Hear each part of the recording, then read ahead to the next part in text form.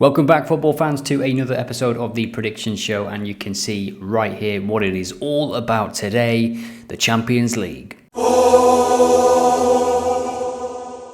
Before we get started, well done if you were on this from the previous video in the Premier League on Sunday. Absolutely fantastic end to those games there.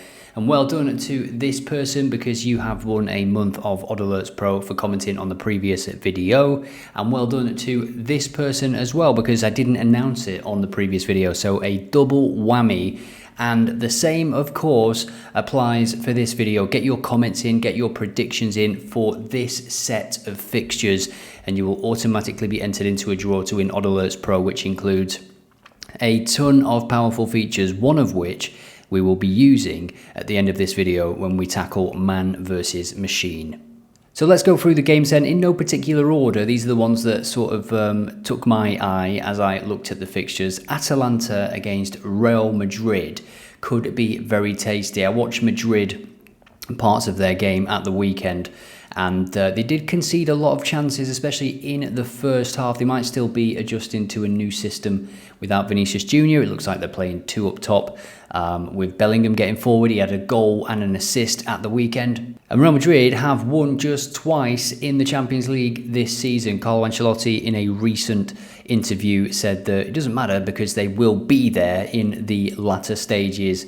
You know, when they come around, it doesn't matter. We will be there, says Don Carlo. And who are we to disagree with him? So if we look at the table for the Champions League, you'll see that it is quite tight. So whilst Madrid are 24th at the minute, it's not the end of the world. If they win this game, you know, they go to 9 points and then they're quite comfortably in the playoff spots. And, you know, you'd expect them to get through the knockout stages, wouldn't you? So if we jump back to the game for a second, we can see their record. They've lost 3 out of 5 and they are away at Atalanta, who are unbeaten, scored 6 in the previous game. If we look at all competitions, this is not a place you want to be going if you're Real Madrid. If you're any team, they are absolutely on fire. We'll jump to the last 10 data as well, which is going to be launching for all users soon. Very excited to get that out. And we can see Real Madrid, in terms of fouls committed across the last 10 games, 150. That is more than any other Champions League team. Could cards be a play in this one? Now, despite them committing a lot of fouls, in terms of yellow cards for the opponents, they rank 4th in this list. 28 times their opponents have been booked in the last 10 games. And incidentally as well, just before we jump to the next game, in terms of corners, both of these teams have seen 6 or more corners in 10 of the last 10 games. Both of them, 10 out of 10, 6 or more total corners. So corners could be a play, cards could be a play, but I wouldn't bet against Atalanta. What about you? Let us all know in the comments. On to Girona, Liverpool. Liverpool well rested after the derby was called off, and they are looking to make it 6 wins from 6 in the Champions League. Girona failed to score in the last couple of games. There is Liverpool's record absolutely flying in the Champions League. I would expect them to score more than once in this fixture. Girona only beating Slovan Bratislava so far. If we look at their overall form as well, they come into this without a win in 4 games. And I mentioned Real Madrid, watching a bit of them at the weekend, and Girona did lay a glove on them at times, but they just sort of ran out of gas as soon as Real Madrid got the goal. It was over, to be honest. I mentioned goals scored as well, and Liverpool have scored 3 goals in each of the last 3 away games. 3 at Brighton, 3 at Southampton, and 3 at Newcastle. They've also conceded 2 or more in each of those games, and actually they've conceded 2 or more in the last 4 away games. So that could be something to look out for in this game. It could be one to avoid as well, because Girona, as we just saw, they've fired blanks in 3 of the last 4 games, and at home as well in the Champions League, it's not been great so far. Jumping back to the last 10, we can see Girona ranks 2nd for total yellow cards across the last 10 games. 54, that's 5.4 per game on average. Liverpool nowhere to be seen in this top 10, but Girona 54, that is total yellow cards. And just incidentally, on this list, they are 6th for fouls committed. We looked at Real Madrid for that, didn't we, a moment ago? And they are 3rd for yellow cards received, 28 in the last 10 games. 5 of their latest 10 games have seen 6 or more cards. total cards. Again, that is 6 or more in 50% of their last 10 games. And in the UEFA Champions League, incidentally, Liverpool is looking to make it 5 clean sheets in a row, which is very sort of different, isn't it? When you look at their recent form away from home, Konate being injured is a massive disadvantage, I think, to that defence. Alisson might come back in for this one, you feel? Would have been interesting to see if he was going to start in that Merseyside derby. Let's take a look now at a team that really needs a victory in the Champions League. It's PSG away at Salzburg. We can take a look at the last 25 for these teams, and then we'll also look at the probability model. So you can see PSG averaging 2.04 goals per game, conceding just 1.08. They are 25th in the table, and they have had a pretty tough run so far, to be fair. Girona, they played and they beat them. Then they went to Arsenal. Then they hosted PSV, who a good team in their own right on their night as well. Atletico Madrid and then Bayern Munich. So a very tricky opening set of fixtures. And PSG will look at this fixture as a must-win game. Now, they come into this having drawn the last couple of games, and look at the amount of shots they have had in these games. 25 and 24. They had 25 shots on Friday night and failed to score. 24 in the game before that, and they could only draw in that one as well. So I think this could be, you know, the dam bursting, shall we say. I think they could score 2 or 3 goals in this game, because Salzburg, as we'll see, they are not in the best of form. They're not in the best of form this season, to be honest. The manager there, former Liverpool assistant, is under serious pressure and has been at different times of the season. If we look at Salzburg's Champions League group stage games so far, they've played 2 and they've lost 2, failing to score in both. I think, as I say, the dam could break here. PSG have been knocking on the door for quite a while. They've been playing tricky opponents in the Champions League. They just want a game where they can have a bit of fun, play with confidence. And I think this could be a big night for PSG. I'm thinking maybe half-time, full-time, over 2.5 goals for PSG. Let me know what you're thinking in the comments. Next up, it is PSV that is playing with the Brest this week. Will I make that joke every week for the rest of the Champions League? Probably. Now, Brest have been impressive. They have only lost once, and that was to Barcelona. Certainly no shame in that, the way they are playing this season. PSV, overall, pretty good, aren't they? Looks like Atalanta's form, scoring for fun. They've scored 6 in the previous game, where we actually predicted that, didn't we, on Friday night's video. PSV to win and over 2.5 goals, and BTTS as well, which 6-1 ticks all the boxes, doesn't it? 5-2 in the previous game, 3-2. This is the data that we were looking at on that Friday video. And for Brest, they actually come into this in not the greatest moment of their season. They started the season superbly, as you can see here, just 1 defeat from early September to November, but this Christmas period has not been kind to them. But what we could expect in this game is goals, and that is because every single game for both of these teams in the Champions League so far this season has seen at least 2 goals being scored. And as you can see for PSV there, all of their games, bar 1, has seen BTTS. And for Brest, over 2.5 goals in all but one of their games as well. BTTS in the majority, not against Barcelona again. Of course, you can expect them to lose and not score against Barcelona. You sort of have to weigh that up. Now, if you missed Saturday's live stream as well, this is what was introduced on the live stream. Team to get the most corners, cards, shots. And at the time of recording this, those markets are not live. I'm recording this early, getting my research done early. I've still put together a slip for these games, but it would have been nice to explore those markets. So follow along on Discord and X, because I will be looking at those markets as soon as they get released, because we've had such joy in the Champions League with the team to get the most cards, corners, shots.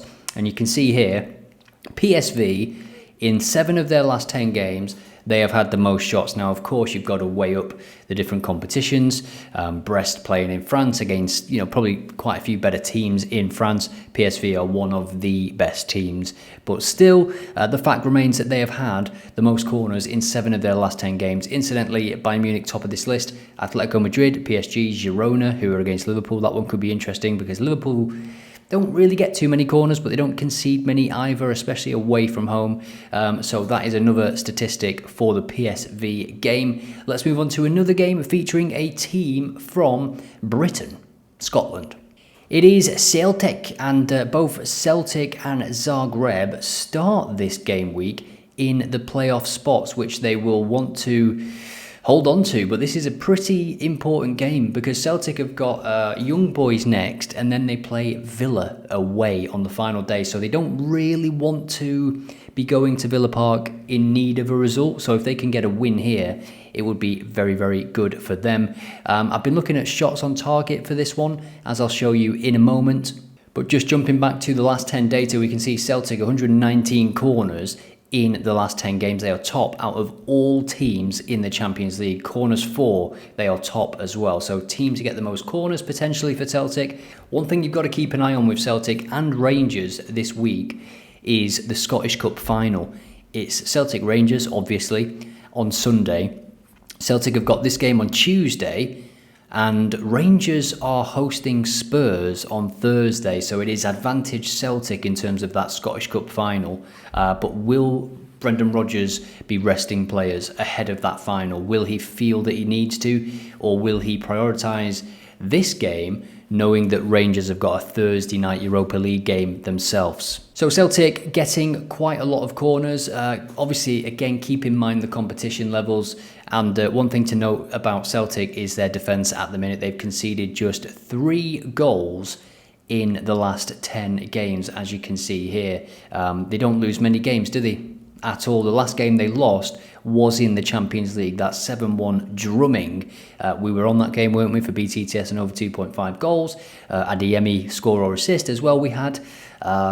Maybe something else as well. Everything happened in that game. And on the last 10 page as well, Celtic are ranking 3rd out of all Champions League teams for goals scored, and they have got 30 in the last 10 games, so they're averaging 3 per game. Now, of course, I've said it a few times in this video, you've got to think about the difference in the competitions, and can they get a couple of goals here against Zagreb? What are your thoughts on this one? This is an earlier kickoff, 5:45, and I told you I was looking at shots, and you'll see why in a moment. And this is the form of Zagreb. They are not in the best of form coming into this, and if we just look at the shots on target against in the Champions League, they have conceded 4 or more shots on target in 6 of their 7 games, including qualifying. They conceded 19 shots on target against Bayern Munich, 6 against Dortmund, 7 against Slovan Bratislava, who are not one of the best teams. Salzburg, just 2.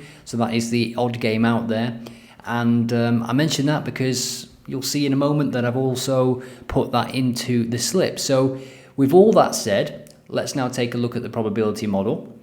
There is a couple of games that I've not looked at. I mean, Bayern Munich away at Shakhtar Donetsk, you expect them to win. Leverkusen, Inter Milan, really, really tricky to try and call. I think Inter Milan could easily go there and play out a 0-0. You know, Inter Milan are such a good team at the moment. Leverkusen, it's just 2 very different styles, 2 very different teams going up against it. So just best to leave it sometimes. Let me know if you've got a prediction for it in the comments. I would be happy to see what you think.